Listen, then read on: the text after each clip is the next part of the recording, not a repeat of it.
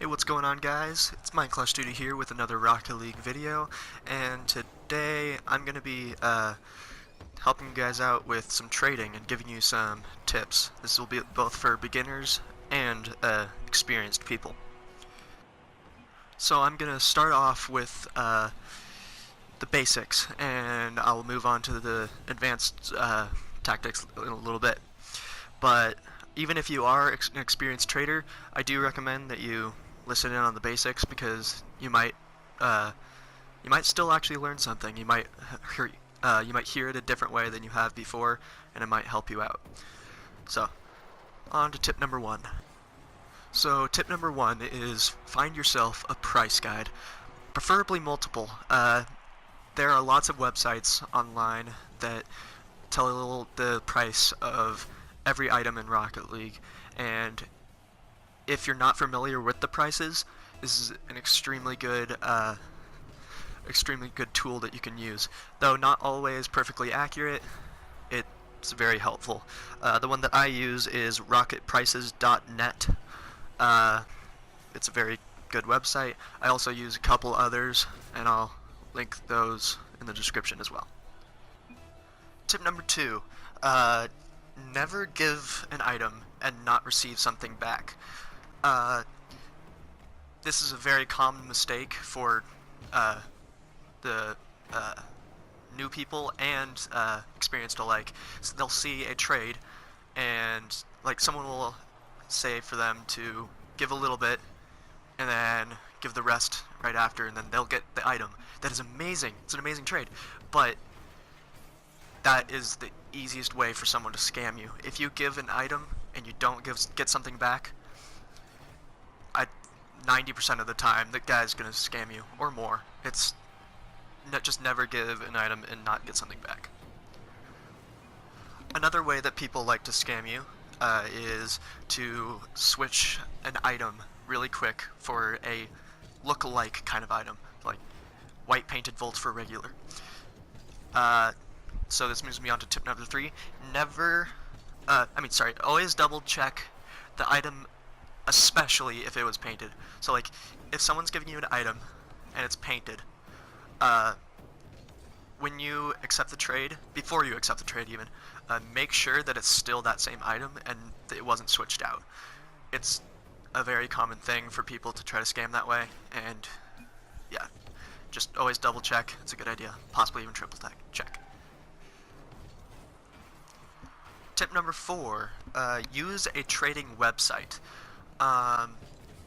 It's sometimes really hard to find trades, just like in-game.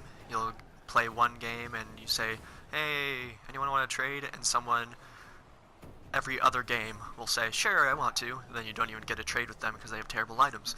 So what I recommend doing is getting on a trading website so you could find trades more common. And the one I use is rocket-league.com. There's also multiple others. I honestly never have even looked into them because I really like rocketleague.com a lot. It's also called Rocket League Garage. You might hear it called that. So, yeah. Find a trading website. It's always helpful. Tip number five. Never consciously lose value to an item. If you are giving an item, even for an item that you want a lot, make sure that you're paying a fair price for it and not overpaying, because even if you want the item, you might not want that a little bit later, and then you wasted a bunch of the value that you had in the previous item by selling it. So yeah, and there is a couple exceptions to that. If you have very small items and you're trying to get a really big item, it's okay to overpay a little bit, just because people, it's much easier to sell the bigger items than the smaller items. So, like, if you're paying with a ton of, let's say, exotic wheels for a heat wave, it's totally fine to overpay like a couple exotic wheels, because it's gonna be so time saving to just have that heat wave. But generally, if you're like, if you really want these voltaic wheels, and you offer Zombas, and the guy asked you to add 3 other exotic wheels just to get it, don't do it. It's a bad move. So, yeah. Tip number 6 is a pretty controversial one, but avoid brand new items. Like when the Overdrive crate came out, you shouldn't be trying to get all those crates or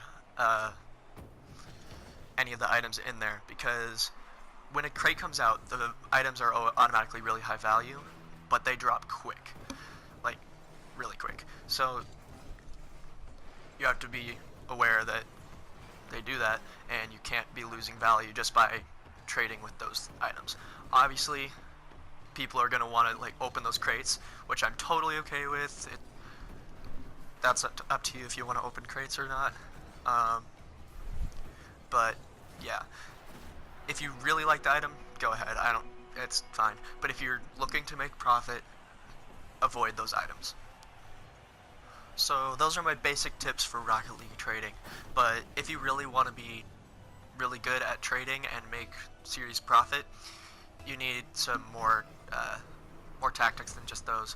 So here are my tips. Here are my advanced tips for Rocket League trading. Tip number 1: never accept a trade if you would accept in the other person's shoes. So, like, if you haven't heard that saying before, put yourself in someone else's shoes, and you just basically pretend that you are them for a second. If you in their shoes would accept the trade that you're offering to them, you shouldn't be making that trade, because that means you're probably losing value, and you don't want to do that. That's Rocket League Tips 101. Yeah. Advanced tip number 2: focus on steady items. Because, like, if you're on Xbox or PC, keys. Focus on keys. If you can get to keys, your value stays pretty consistent. By the way, my internet stinks. You can see in the gameplay. Yeah, it's great. So yeah, if you can find a consistent item that is not really changing much, go for that. If you're on Xbox, Heatwave, go for those. If you don't have enough to get to Heatwave on Xbox, black market decals in general are always really good, or crates. But for PS4 and PC, don't focus on crates too much. They aren't super consistent, just on Xbox. But black market decals everywhere, those are good. The reason you want to stick with the steady items is because of tip number 5 in the basics. You don't want to overpay for items. So, slightly contradicting the last tip, tip number 3 is use people's impatience with semi-hard to sell items to your advantage. If someone is selling something like Lime Septums, I have that in my Nothing to Something, shout out, and I got it for really cheap, and it was a very good trade for me to do because I got it for so cheap. And then later, even though it took me a little while, I sold it for something really a lot better. So like, semi-hard to sell items they're always good to work with. Just yeah. And my lag is coming back on the screen. Yay, go internet. Tip number 4, find a trading pattern that works for you. So what I like to do is I like to get keys, and then with those keys I get items, and with those items I get crates, with those crates I get keys, and it's just a nice cycle like that. If you don't have a good cycle, you won't get quick profit. You could still get profit, but it won't be efficient at all, and it's not that great. So there's other moves as well. Sometimes just keys to crates to keys to crates. Sometimes that even works. But just find something that works for you and stick with it till it gets old. Try something new. whatever you want. But yeah. Tip number 5: be firm without being a jerk. So like, if you're selling an item and you want a certain amount of crates for it, let's say you're selling something for 6 crates. Someone offers you 3 crates for it. Don't go out at them and say, hey, look, did you look at my post? Hey, did you see my post? I was selling it for 6 crates. You're stupid. Never do that. It never goes down well. It just, yeah, it's a bad move. Don't do that. Always be polite with it. So say, hey, I'm actually trying to sell it for 6 crates. And they might be like, dude, you're stupid, and just leave. Don't get mad at them. They just, you're trying to get profit. They might be trying to also, and they realize that you're getting the huge profit there. It could happen. So just let them get mad if they want. Just stay calm, but be firm with your price. Don't say like, okay, I guess since you're being a nice guy, I'm just gonna give it to you for 4. Though that is pretty nice of you. Don't be that nice. Just kidding. Okay, so yeah, be firm. Don't be a jerk. Sounds good. Tip number 6: never trade for the low tier uncommons. So if someone offers you like something like let's say a traffic cone, even if it's painted, those are going to be so hard to sell, and I definitely don't recommend it. There's certain uncommons that do sell pretty well, such as like unicorns, wildcat ears, pork pie. I'll put a list on the screen right here, and if I remember to. But most uncommons they're really hard to sell, and you don't want to have to deal with that. Tip number 7, the final tip, is more of a method to trading. Wow, I said that. Okay, trading. And there's a couple methods that are good for certain things. So for items that are hard to sell, you don't want people to offer for them, because if you say offer for this item, no one's going to bite on that. No one's actually going to want to offer for it because they don't want it. It's a hard to sell item. But if, like, so what you have to do in that case is just tell them the price. And like I said in the last tip, be firm about the price. Don't just stay on that price. Don't let them waver you anyway. Again, be nice about it, but don't move on the price.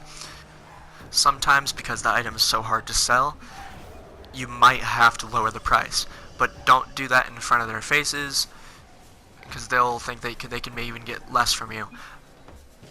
I mean, less from themselves. So if you are going to change the price, do it on your terms, not theirs. The other method to trading is to ask for an offer from the person. Only do this with really easy to sell items, or such as the study items, because people will overpay for a key.